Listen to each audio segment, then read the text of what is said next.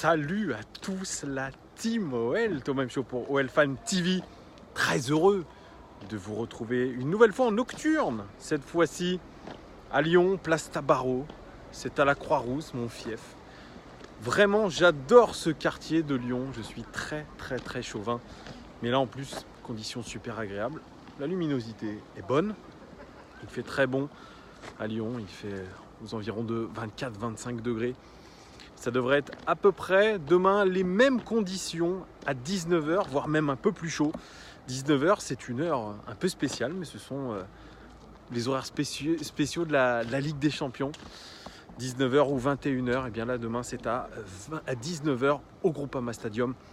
Premier match de Ligue des Champions, premier match de la phase de poule contre le Zénith Saint-Pétersbourg. Vous le savez, je vous ai fait une petite vidéo pour vous présenter un peu cette équipe du Zénith Saint-Pétersbourg. C'était avant de connaître le résultat de l'OL contre Amiens. Et le résultat a été mauvais. C'est vrai que je vous ai fait aussi un débrief de ce match. Je suis encore extrêmement déçu par ce qui s'est passé, par la manière dont l'Olympique Lyonnais a géré cette rencontre. Franchement, il y a de quoi se poser de lourdes questions, comme dans le coaching de Silvinho. Pourquoi n'arrive-t-il pas à s'adapter aux contraintes des matchs, aux faits de jeu? C'est peut-être parce que c'est un jeune entraîneur, mais il a côtoyé quand même de grands entraîneurs. Et aujourd'hui, bien, ça patauge un petit peu dans la gadoue.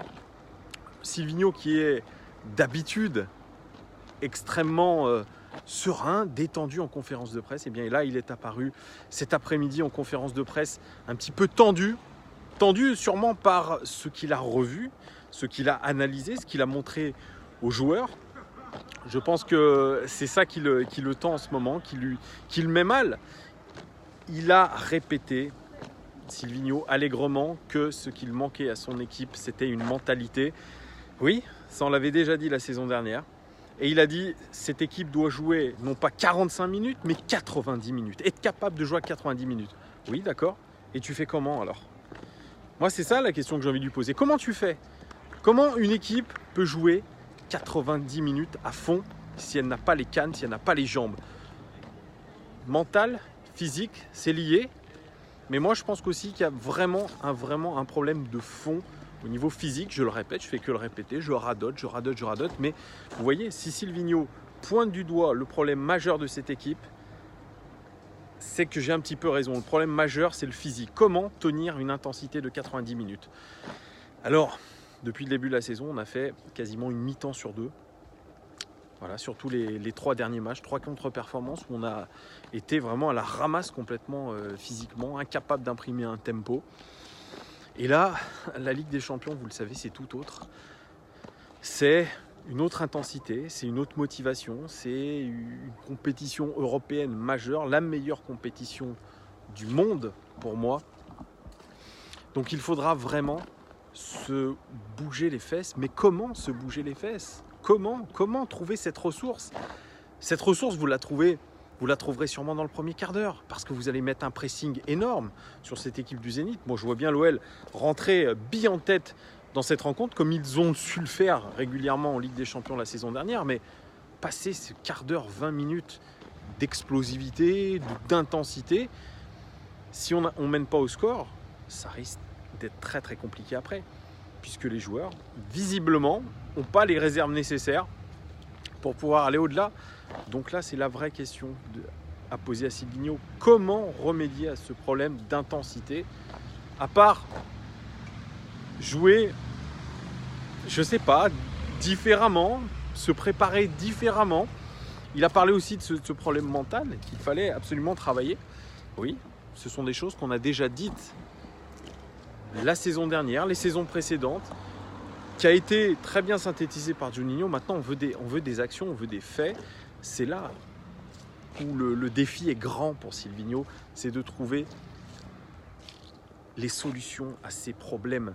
Il y en a. Alors bon, moi j'entends dire à l'OL, c'est un problème de mentalité. Depuis, voilà, on a beau changer de coach, on a beau changer ce qu'on veut, ça restera toujours la mentalité Olympique Lyonnais. Non, je n'y crois pas. On a une équipe qui est très talentueuse. On a quand même changé certains éléments. On ne peut pas dire c'est la mentalité Olympique Lyonnais. Dans notre très belle période sous Juninho, Diarra, même Anderson avant, Benzema, il y avait une vraie mentalité et c'était la mentalité Olympique Lyonnais. Je ne peux pas croire que parce qu'on a changé de génération, on a changé de mentalité. C'est pas parce qu'on a des jeunes joueurs qu'on n'est pas capable d'avoir une mentalité constante, une mentalité de vainqueur. Silvinho, il arrivait avec des bonnes paroles, il arrivait avec une envie qu'il n'arrive pas à transmettre. Et bien là, c'est là son plus gros défi. Arriver à transmettre cette mentalité. Et pour l'instant, il n'y arrive pas. Il y a sûrement en interne quelque chose qui bloque. Est-ce que c'est la barrière de la langue? Est-ce qu'il n'arrive pas à se faire comprendre? Je ne sais pas. Moi, je ne suis pas en interne. Je ne sais pas ce qui se passe. Mais forcément, il y a un problème. Et demain, c'est possible que ce soit un véritable révélateur pour Silvinho. Voir vraiment si son équipe a des ressources ou si elle est en train de couler. La remise en question, elle est extrêmement rapide parce que vous jouez tous les 3 jours et vous avez surtout le Paris Saint-Germain qui arrive dimanche. Et si on livre un match à haute intensité contre le Zénith, ça va être peut-être très compliqué contre le Paris Saint-Germain. Mais vous voyez, on n'en est pas encore là. Demain, l'équipe qui sera proposée, probablement, selon Canal+, est un 4-3-3 très classique.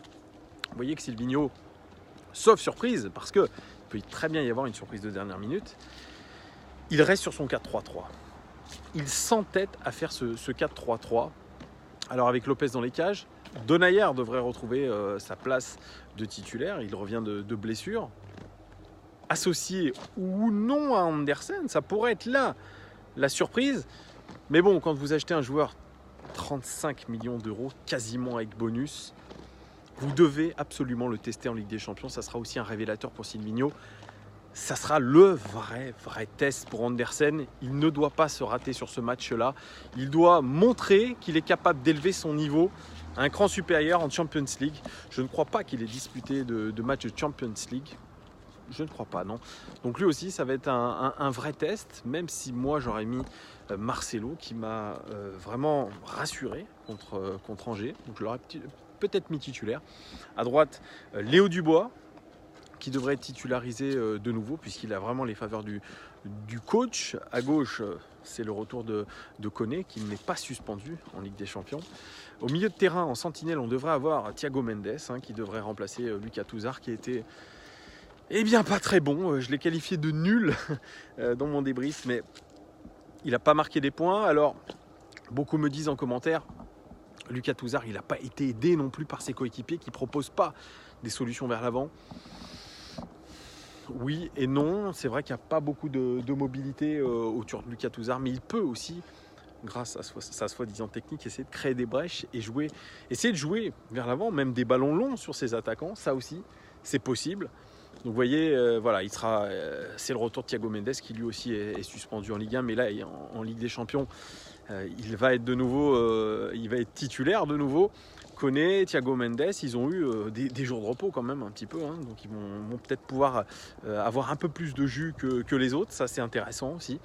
À droite, Jeffrey Adelaide qui a fait un très bon match contre Angers et qui lui aussi va découvrir la Champions League, parce que je ne crois pas qu'il l'ait disputé avec Arsenal, ou alors peut-être des bribes de match. Donc lui, ça va être aussi très intéressant à son niveau de voir comment il réagit à tout ça. À gauche, on devrait avoir Oussem Aouar. Oussem Aouar, vous êtes nombreux à dire qu'il a sa place sur le banc.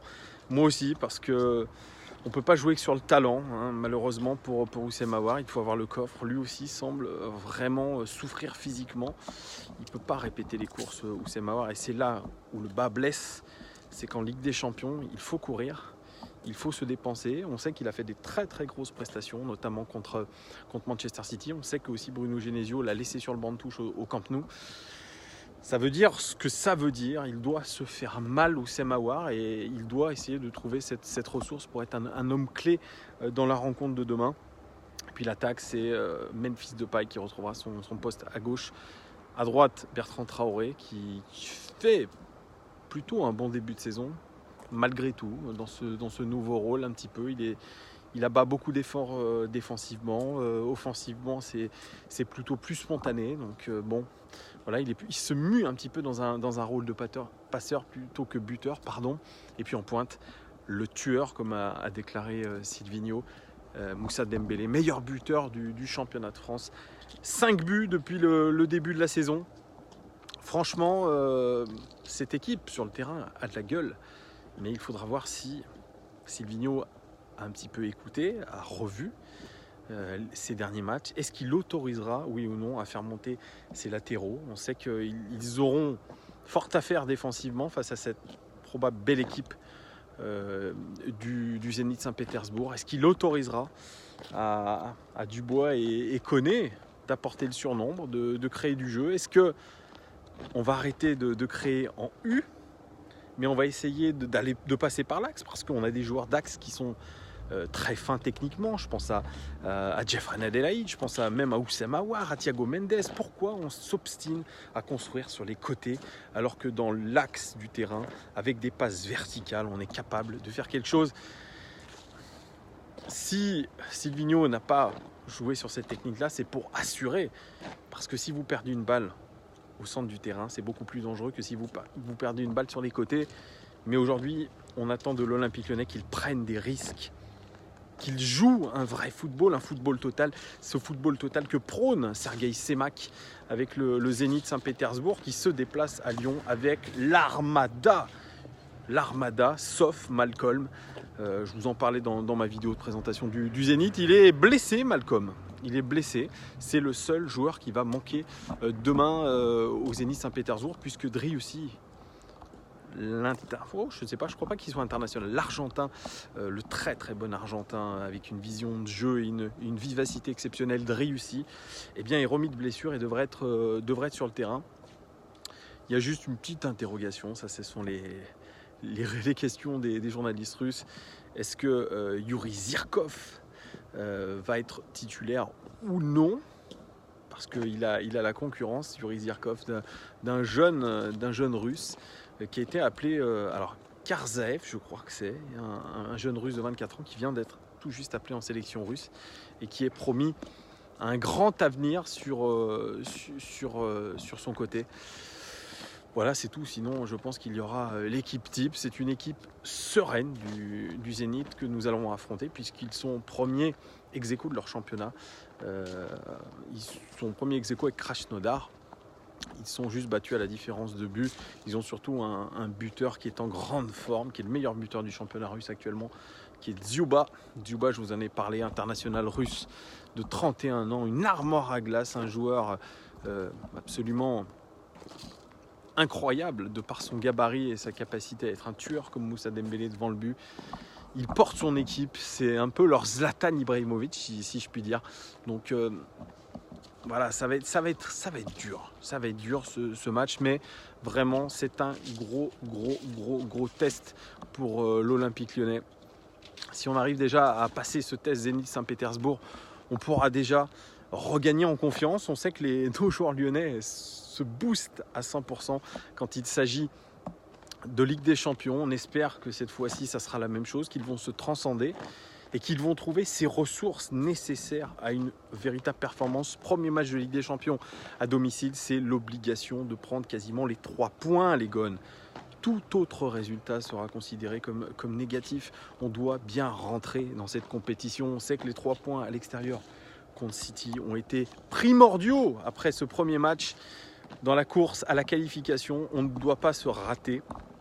C'est pour ça, j'espère que ça va le faire. On est tous un petit peu avec la pétoche. Moi, je ne suis pas très optimiste, comme je vous ai dit. Je vois un match nul. Je ne vois pas une victoire, mais qui sait, nos Lyonnais peuvent nous étonner. On a quand même de belles individualités. C'est ce qui était reproché à l'équipe de Bruno Genesio la saison dernière et les saisons précédentes, quand on était le FC individualité. Mais vous savez, quand vous êtes dans le dur, se remettre à ces individualités, eh bien, pourquoi pas, voilà, de toute façon, il faudra gagner, peu importe la manière, il faut gagner en Champions League. Donc les Gones, en espérant que ça va le faire, dites-moi vous en commentaire comment vous le sentez à 24 heures du match. Est-ce qu'il y en a d'entre vous qui vont au stade et est-ce que vous allez le regarder? Mettez aussi votre pronostic, les Gones, votre pronostic. Cross our fingers, je vous souhaite une très bonne soirée, une très bonne journée de demain et puis un très bon match. J'essaierai de vous faire un vlog parce que je vais au match et je vais essayer de vous faire un vlog pour vous montrer ce qui se passe en tribune, un petit peu montrer l'ambiance et toujours mes petits commentaires, quart d'heure par quart d'heure, comment je ressens le match dans le match. Voilà, tout simplement. Ça ne sera pas du live, mais voilà, du live différé avec mes impressions. Et bien évidemment, après le match, il y aura le débrief. Mais ça sera que le lendemain, les gars. Merci en nouvelle fois de votre fidélité. Merci vos pouces bleus, vos partages. Partagez ces vidéos avec le plus grand nombre. Plus on est de fous, plus on rit.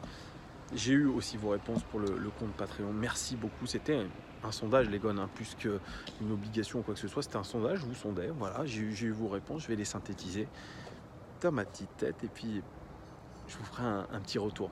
Je vous souhaite une très très bonne soirée. À très vite, les gars. Ciao, ciao, ciao, ciao. Passez une bonne nuit.